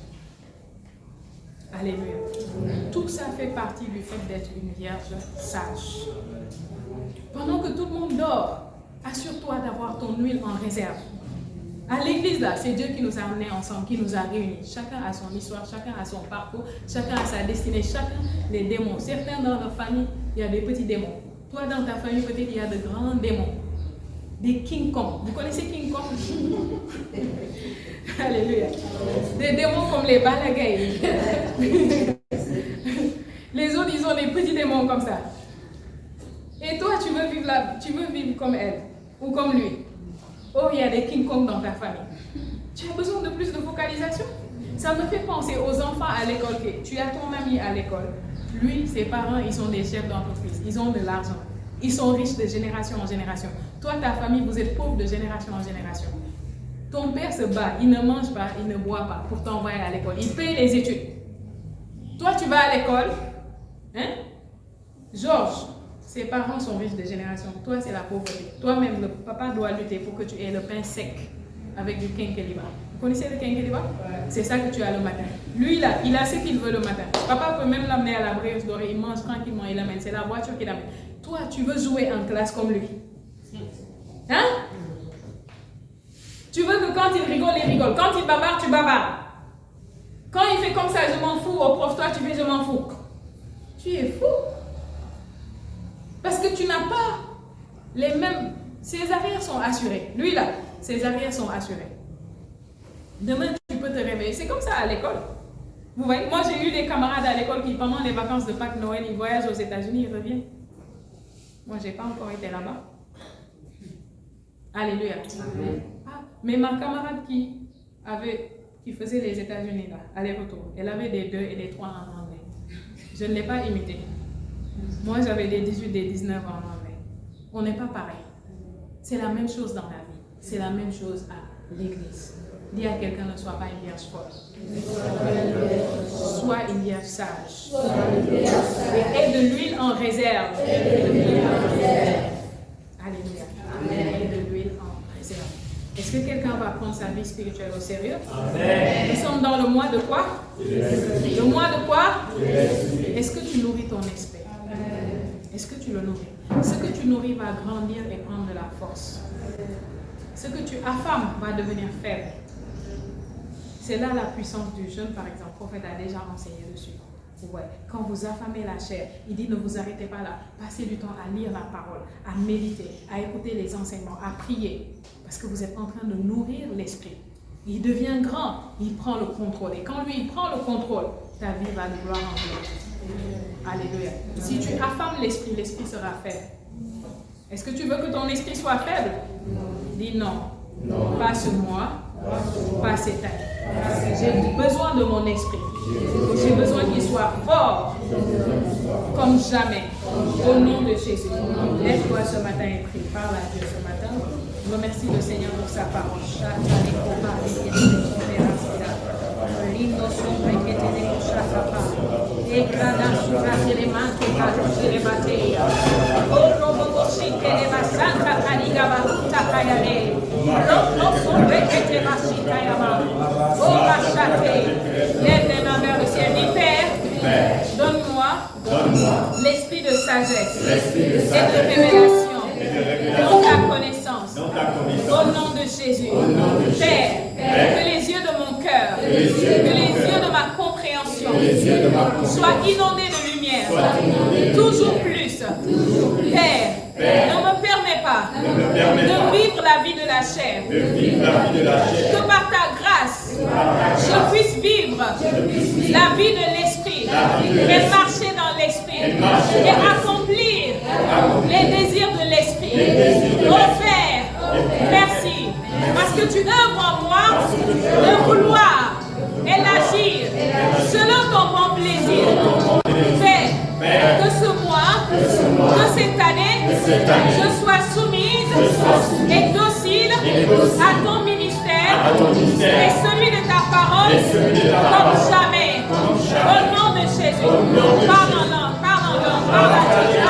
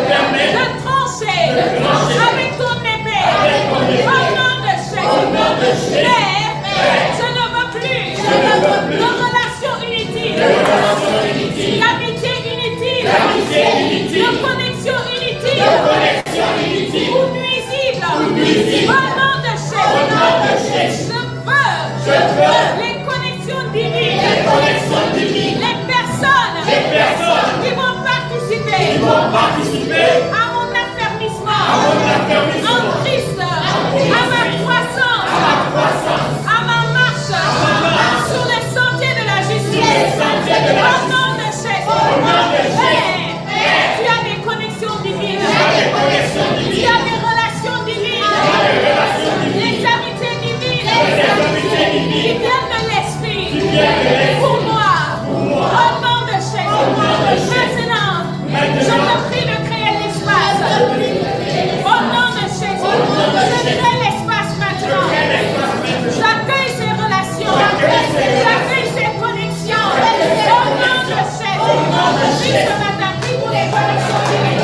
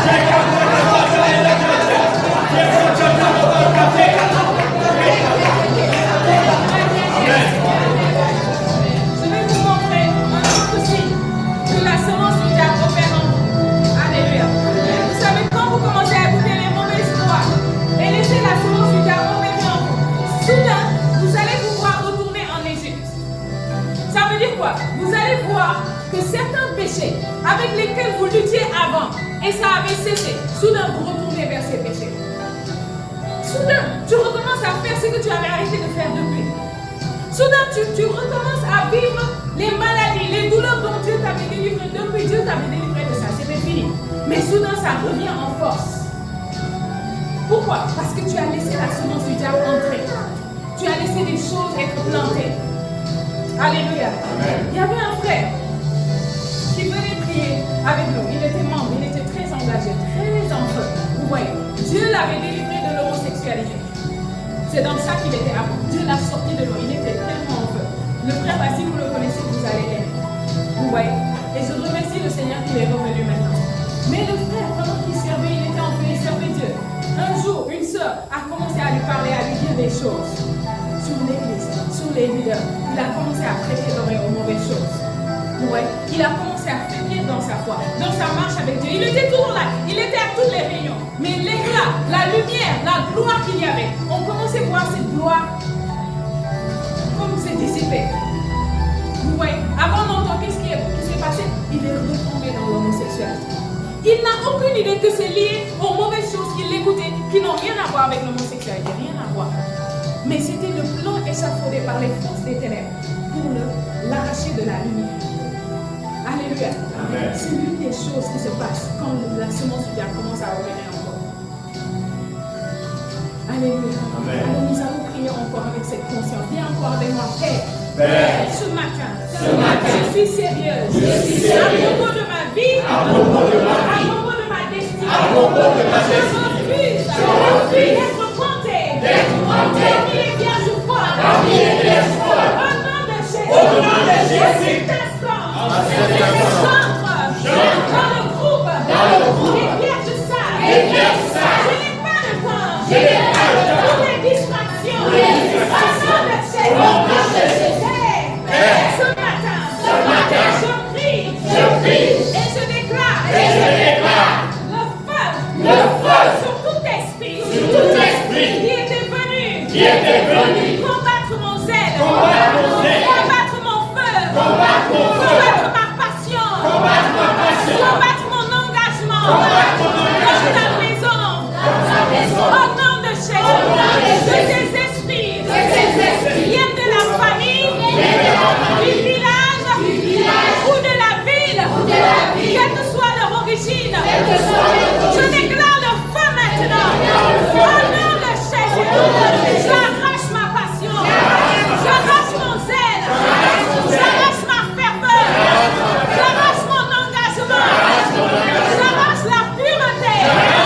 de mon cœur, au nom de Jésus, tout ce que l'ennemi m'avait volé, à cause de ma folie spirituelle, je l'arrache maintenant. Je me repens de toute folie. Je me repens de toute folie. Au nom de Jésus, je marche dans la sagesse. Je marche dans la sagesse. Je marche dans la sagesse. Au nom de Jésus, je multiplie ce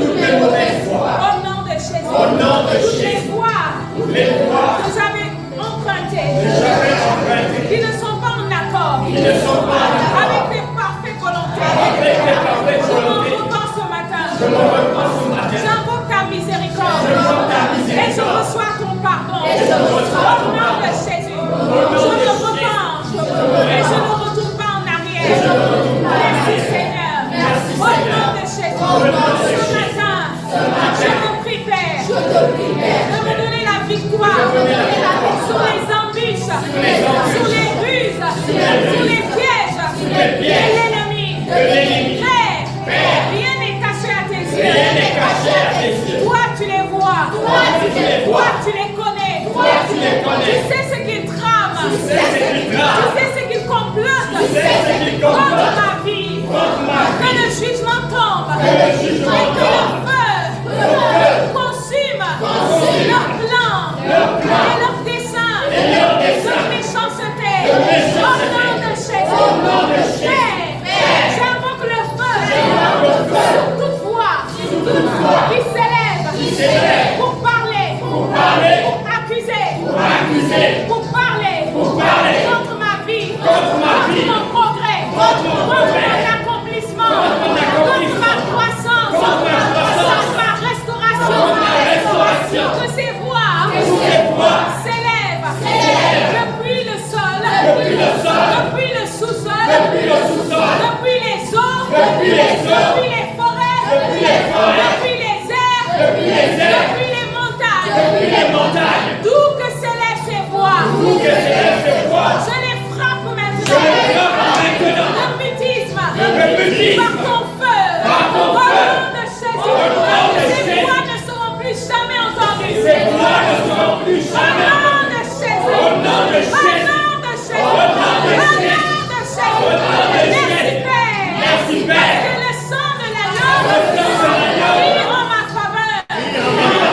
Parle en ma faveur. Au nom de Jésus. Le sang parle. Le sang parle. Plus fort que toutes ces voix. Et les frappe maintenant. Au nom de Jésus. Élève ta voix et prie ce matin.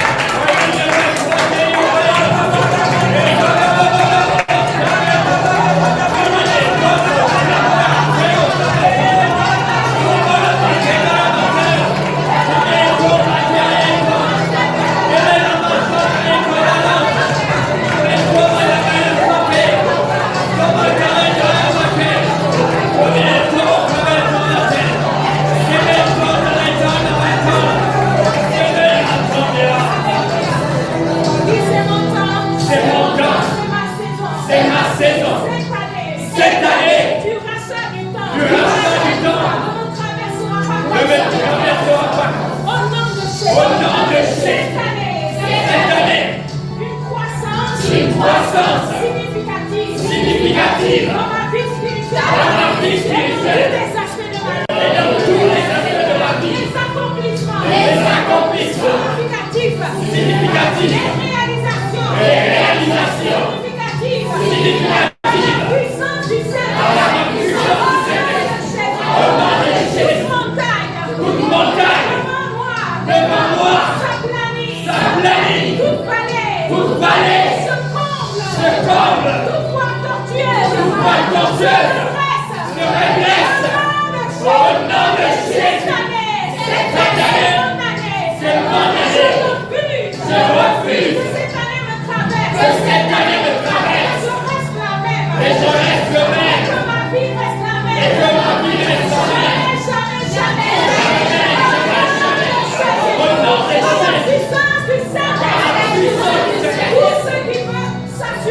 Tout ce qui veut s'assurer. Je reste la même. Ma vie reste la même.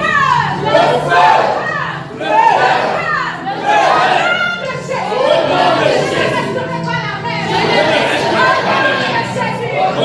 Je suis né pour la vie transcendante. Je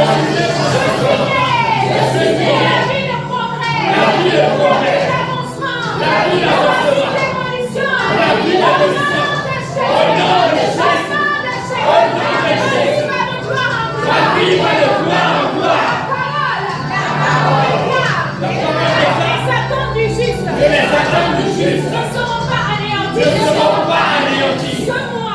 ce mois, ce jour, cette année, mes attentes ne seront pas anéanties. Au nom de Jésus. Le sentier du juste est comme une lumière qui est de plus en plus resplendissante jusqu'au point du jour. Merci Père. Telle est mon histoire.